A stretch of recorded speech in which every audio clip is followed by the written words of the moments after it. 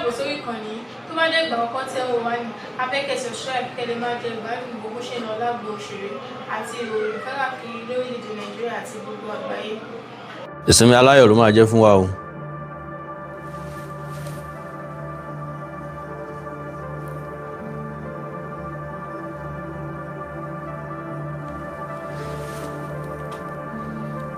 Àánú Olódùmarè ò ní fi wá sílẹ̀ o. Wàhálà àti ìdààmú bíi tí òkú kéré mọ́ kò ní jẹ́ ìpín wa. Mo kí nínú ilé, mo kí ń lẹ́dẹ̀ yìí. Àkàndá ọ̀rọ̀ Awíkonko ló kọ́ mi. Àjàó àró Awíkonko aṣọ lójú ọlọ́rọ̀. Bọ́lọ́rọ̀ bá gbọ́ kí baba ńlá baba ọlọ́rọ̀ ó ṣe. Àti bá àwọn ọmọ tó rí kó yọ níjọba àbílẹ̀ oríire àti bá wọn dúpẹ́. Àwọn òbí wọn, àwọn ẹbí wọn, àwọn aráàlú wọn àti bá wọn yọ̀. Àti kíjọba kókó ọmọ ṣe. Ṣùgbọ́n bẹ́ẹ̀ bá gbàgbé ńgbà tí wọ́n kó wọn olùkọ́ 7 ni wọ́n kó ọmọ 39. Wọ́n pa olùkọ́ kan, olùkọ́ 5 ló padà, olùkọ́ kan tó kù ńkọ́. Ìjọba ò tí láǹfààní láti ṣàlàyé fún wa ń tó ṣẹlẹ̀.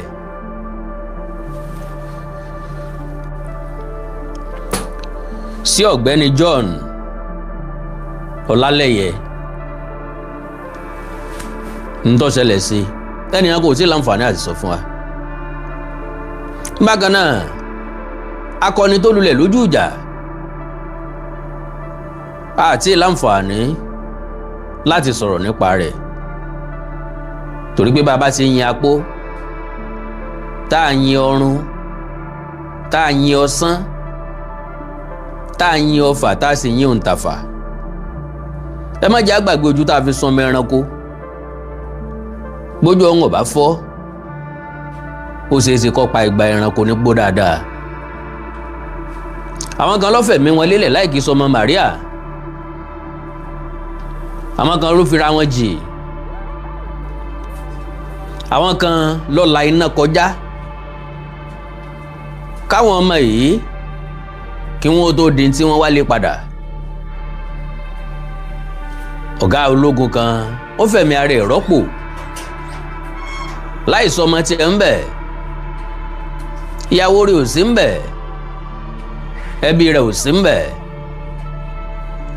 Bákan náà ó ní ọ̀pọ̀lọpọ̀ security agents ni wọ́n farapa yánnayànna. Kò sẹ́ni tó sọ nǹkan kan pa àwọn eléyìí o. Ṣé ká wá pe àwọn ẹni ẹlẹ́ni ní ọ̀rá fi díyà ni? Ìyá kí wọ́n dí kí lẹ́sẹ̀ tí wọ́n. Òye yé wa pé wọ́n ń gbà tọ́jú lọ́wọ́. Ìjọba náà ni ó sì ṣagbátẹrù rẹ̀. Ṣùgbọ́n kí ló ṣẹlẹ̀ sí John Ọlálẹ́yẹ?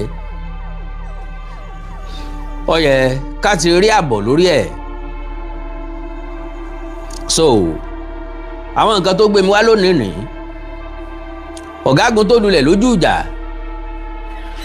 wọ́n ti sin lónìí. Ẹni tó yá rántí dáadáa ni Àkàndá ọ̀rọ̀ Awíkonko. Ọ̀rọ̀ ń bá ọ̀rọ̀ bọ̀ eégún aláré.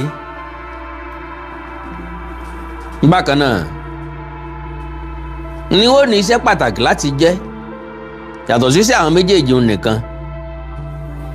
Now mo ní nínú àwọn olùkọ́ tí wọ́n kó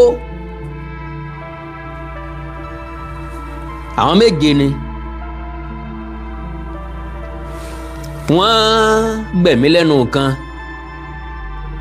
ṣùgbọ́n àwọn 5 ń lọ padà délé. Kí ló ṣẹlẹ̀ sẹ́nìkan nù wọn? Number 1 nìyẹn. Number 2, àwọn tó rí kó yọ principal tó kọ́kọ́ bá wa sọ̀rọ̀, tó sọ̀rọ̀ sínú fọ́nrán tí wọ́n pín káàkiri fún wa. ìyẹn ni ẹ̀rí máa jẹ́ mi nso pé láyọ̀ àtàlàáfíà àwọn èèyàn wa Ọlọ́run ti kó wọn yọ. ṣénú dídùn tí ò ṣe é pamọ́ra ni because expectation mi ò ní wípé nínú ọ̀rọ̀ woman yẹn àkọ́kọ́ adúpẹ́ lọ́wọ́ ìjọba o, adúpẹ́ lọ́wọ́ ààrẹ Bọ́lá Tinubu, adúpẹ́ lọ́wọ́ ẹ̀yin èèyàn. ó ṣe ní láàánú pé a pàdánù ọ̀kan láàrin wa. well nínú gbogbo ìròyìn tó jáde béèyàn ọba ní sẹlọ́n ló kù, kò sí ìròyìn tí ò dùn mọ́ wa nú nínú gbogbo ẹ̀ àbí nínú ìyẹn 46 tẹ́lẹ̀tẹ́lẹ̀ that is so akẹ́kọ̀ọ́ 39 olùkọ́ 7 wọ́n jẹ́ 46 so out of 46 àwa padà rí 44 ẹni tí ó bá mọ nóró nìkan ni ò ní mọ pẹ́ dá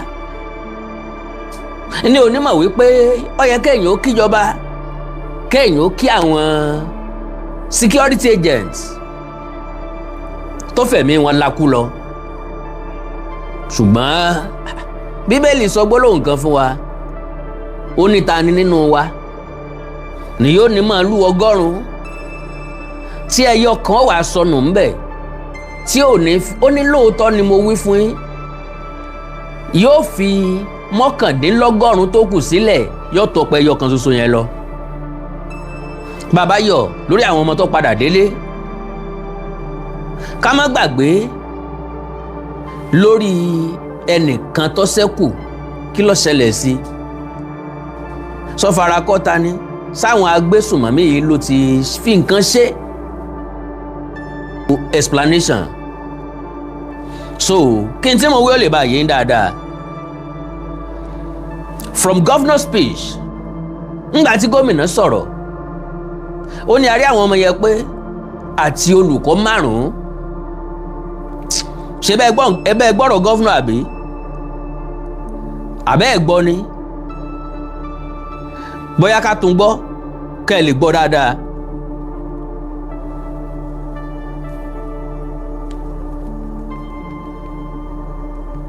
The 39 of them, also 5 of the 7 teachers. mo ní gbàgbọ́ pé ẹ ti gbọ́ bẹ́ẹ̀ yẹn the 39 of them and also ẹja tún gbọ́. 9 of them, also 5 of the 7 teachers. So give glory to God, and with 5 of the 7 teachers. What happened to the other one? So mo rí i pé ọ̀pọ̀lọpọ̀ èèyàn ò ṣàkíyèsí ìdùnnú tó ṣubú láyọ̀ kò jẹ́ ká lè béèrè John Ọlálẹ́yẹ. From the governor's speech and the official statement, it appears that one male teacher is yet to be accounted for. This is not to create panic or spread fear, but simply to seek clarity and satisfy the genuine concern of the public. John Ọlálẹ́yẹ yìí ọmọdé ni o, yóò ní ìyá yóò ní bàbá, yóò lẹ́bi tiẹ̀. Bí gbogbo àwọn tó kù ṣe ń yọ̀,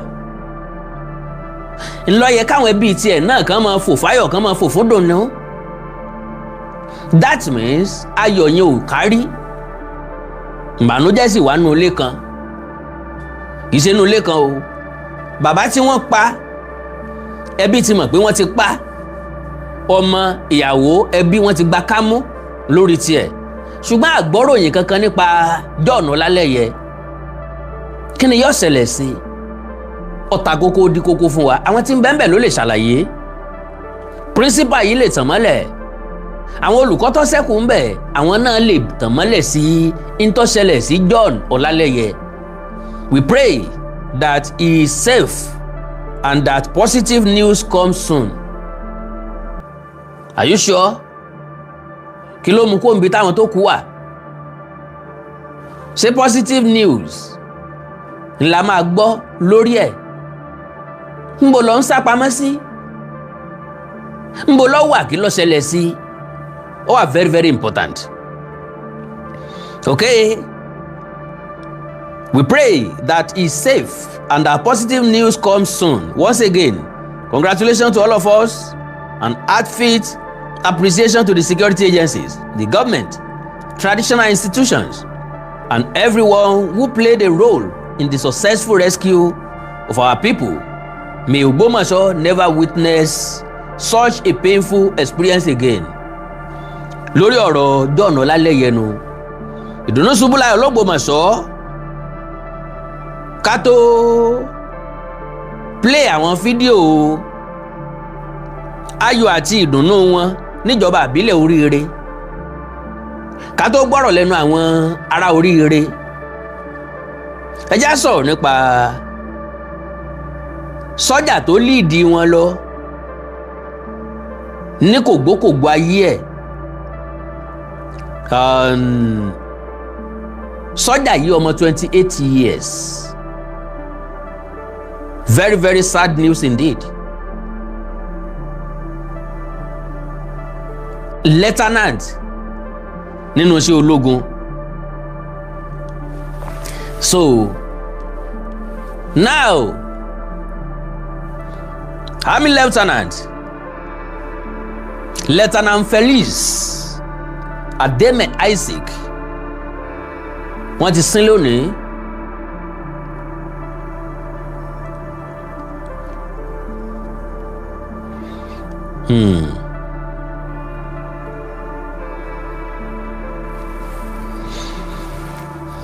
The Nigerian Army officer who lost his life during the operation that rescued abducted school children and teachers in Oyo State has been laid to rest with full military honours.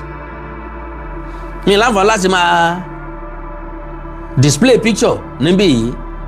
Ẹ bá rí díẹ̀. The 28-year-old officer was part of the assault team deployed to Old Oyo National Park during the intelligence-led mission to rescue victims kidnapped from schools in Oríire local government area on May 15, 2026. Reports indicate that Lieutenant Isaac led the initial assault, firing the first shot before the team encountered improvised explosive devices planted by àwọn onísùnmọ̀mí. He sustained fatal ìfarapa during the operation. Despite the loss, the multi-agency rescue mission successfully freed 44 abducted pupils and teachers. Out of 46, 44. A sì ń wá olùkọ́ kan tá a mọ̀ pé wọ́n ṣàlàyé ẹ̀ fún wa later, bọ̀ kí n kàn sọ fẹ́yìn èèyàn ni pé olùkọ́ kan sọnù o, ibi tó nù sí ibi tó rá sí, láì ṣe báírò, láì ṣe pẹ́ńsù, láì ṣe rẹ́sà, àfẹ́ mọ̀ ibi tó rá sí. So, rescue mission successfully freed 44 abducted pupils and teachers after 56 days in captivity with no ransom paid. Governor Seyi Makinde and the Nigerian Army have paid glowing tribute to the fallen officer, describing him as a courageous soldier who made the ultimate sacrifice in the service of his country.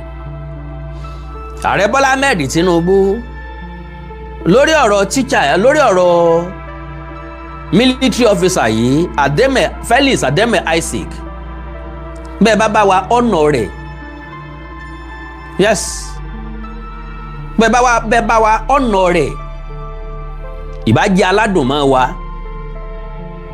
yes, eléyìí ó jẹ́ nǹkan tí àwọn òbí àti ẹbí rẹ̀ ó dì mọ́, nǹkan kan lórúkọ rẹ̀, iṣẹ́ ló ń ṣe lóòótọ́, ṣùgbọ́n bí ó bá ṣiṣẹ́lẹ̀ kò ní sí nǹkan kan, bí wọ́n bá jẹ́ ọmọ gbé kò ní lọ ń pàjáwìrì, bí ó bá ní tara abiyamọ kò ní fẹ̀mí lakú lọ, èèyàn ṣiṣẹ́ kò ṣiṣẹ́ kò sẹ́ni tọ́tọ́ síkú, yes, kò sẹ́ni tọ́tọ́ sí kú ní kògbókògbó ayé ẹ̀. Everybody has right to live, right to life. So remember his name. Ẹ fọkọ rẹ̀ sókàn àyà yín. Ẹ rántí ẹ̀. Never forget his sacrifice.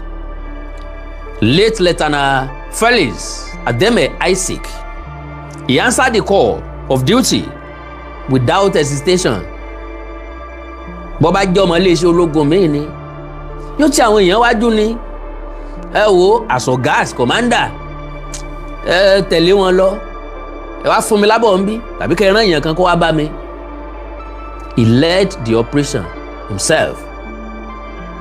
Yorùbá sì ti parí ọ̀rọ̀ wọ́n ló lórí ogun lógun máa ń dojú kọ. He answered the call of duty without hesitation in the brave effort to rescue àwọn akẹ́kọ̀ọ́ kidnapped victims in Orire. He paid the ultimate price, laying down his own life so that others could live. Kì í ṣẹni tá a gbọ́dọ̀ gbàgbé. Ẹnikẹ́ni tó bá ti fẹ̀mí ẹ̀jìn forí lakú torí ọmọlàkejì ọ̀tọ̀ lẹ́ni tá a lè rántí. Same yesterday, ìyẹn lọ́jọ́ kejì ọjọ́ yẹn, the troops rescued the Oyo Orire pupils and teachers. He was also laid to rest with honor, but his courage, selflessness, and sacrifice will never be buried. And he stood where many would have fled, fought when others feared, and gave everything for people he may never have known. Kì í ṣe pé he may never have known. Kò mọ̀ wọ́n rárá ni. Kò ní nǹkan kan ṣe pẹ̀lú wọn. Nǹkan kò pa wọ́n pọ̀ rí, nǹkan kò sì lè pa wọ́n pọ̀ láéláé. May we never forget the cause of the peace and security we often take for granted. Heroes like him deserve our eternal gratitude and remembrance. Rest in perfect peace. Gallant soldier, your watch has ended, but your legacy lives on forever. All right. Ẹja gbọ́ bó ṣe lọ l'Ógbómọ̀ṣọ́ o àti níjọba ìbílẹ̀ Oríire. Ok, ẹja kọ́kọ́ gbọ́ ti àríyá tí wọ́n ṣe l'Ógbómọ̀ṣọ́.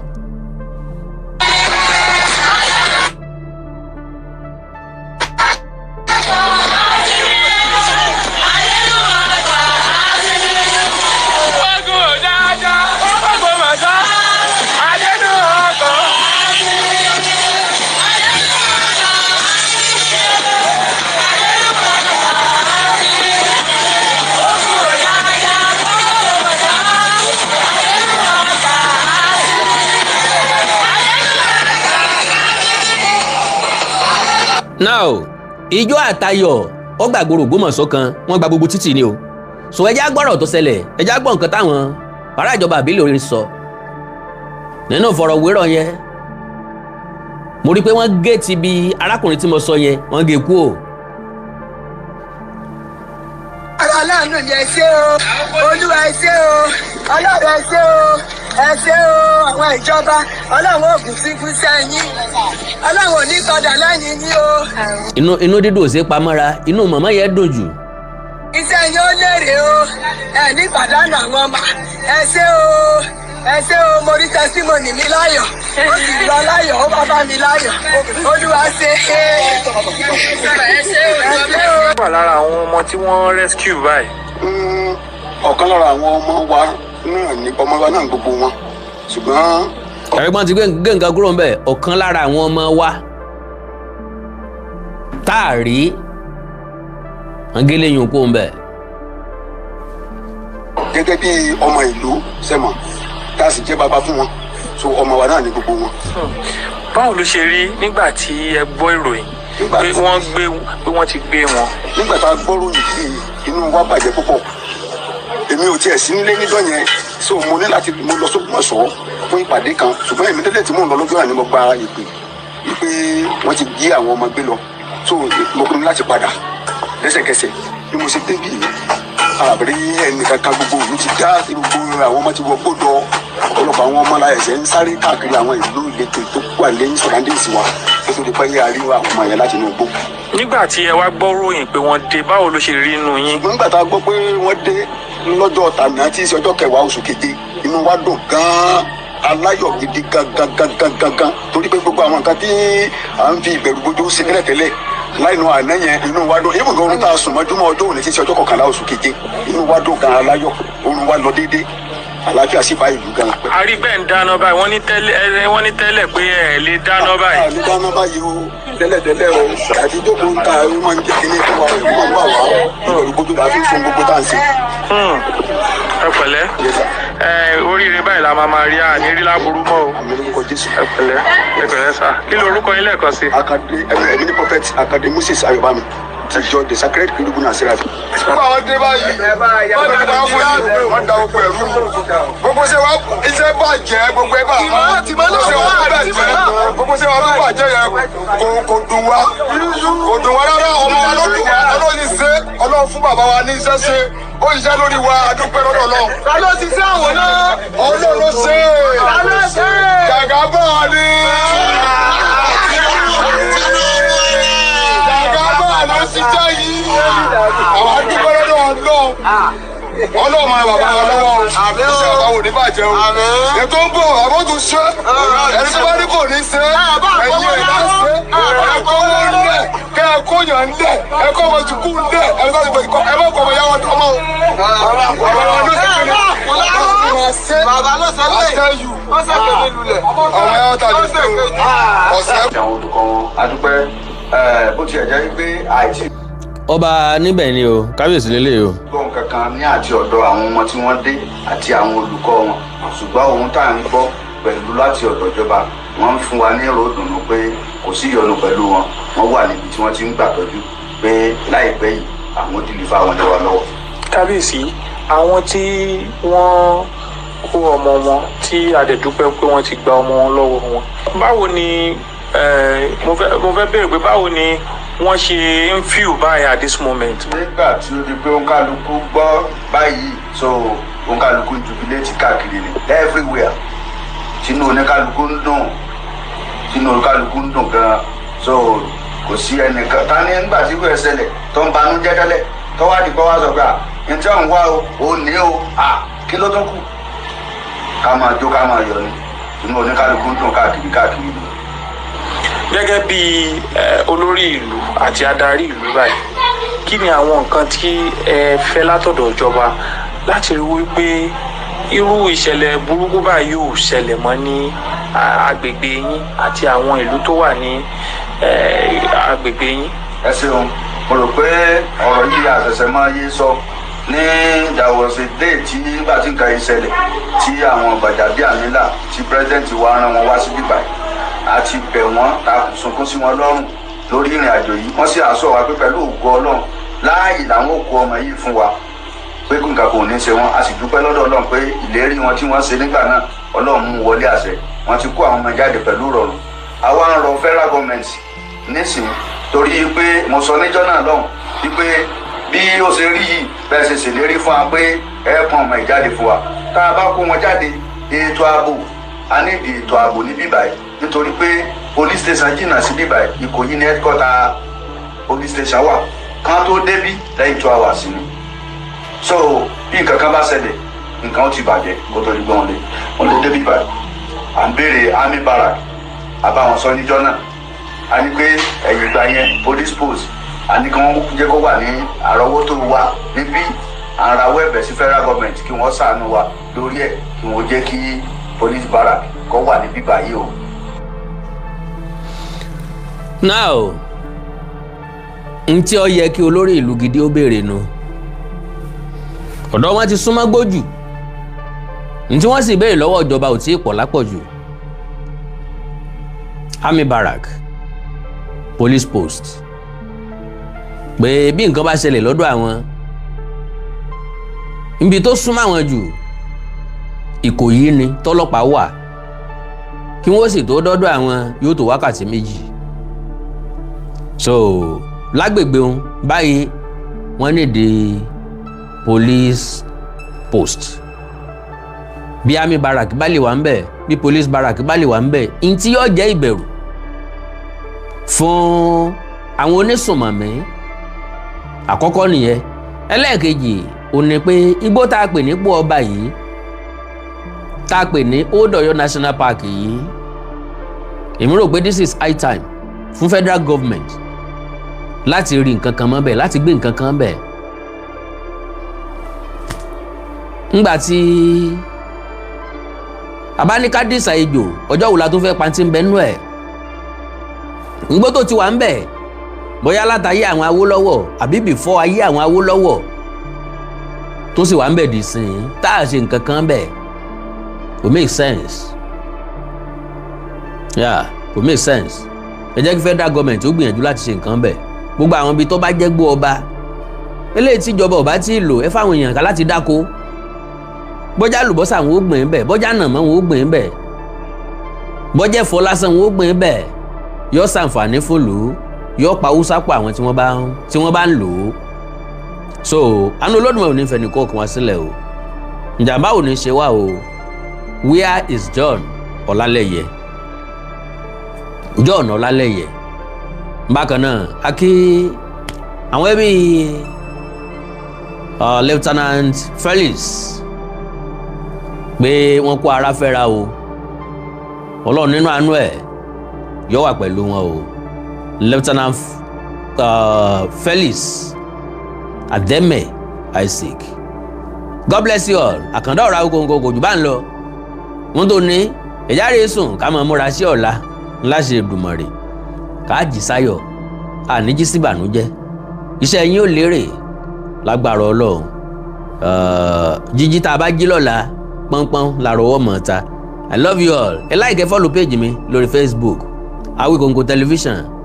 Ẹ subscribe sí YouTube channel mi Awíkonko TV àti Onídèmọdè TV fún Onídèmọdè game show. Ẹ wá ní nǹkan pàtàkì tẹ́ fẹ́ ká jọ sọ, ẹ já sọ lórí WhatsApp +234 904 851 9362 +234 904 851 9362. Èdè àti àṣà ilẹ̀ Káàárọ̀ Oòjíire bí òní wọ̀ mi, orílẹ̀-èdè ilẹ̀ Káàárọ̀ Oòjíire òní dàrú, ìlú ẹnì kọ̀ọ̀kan wa yóò tòrò mẹ́nẹ́mẹ́nẹ́, àjò àṣẹ o.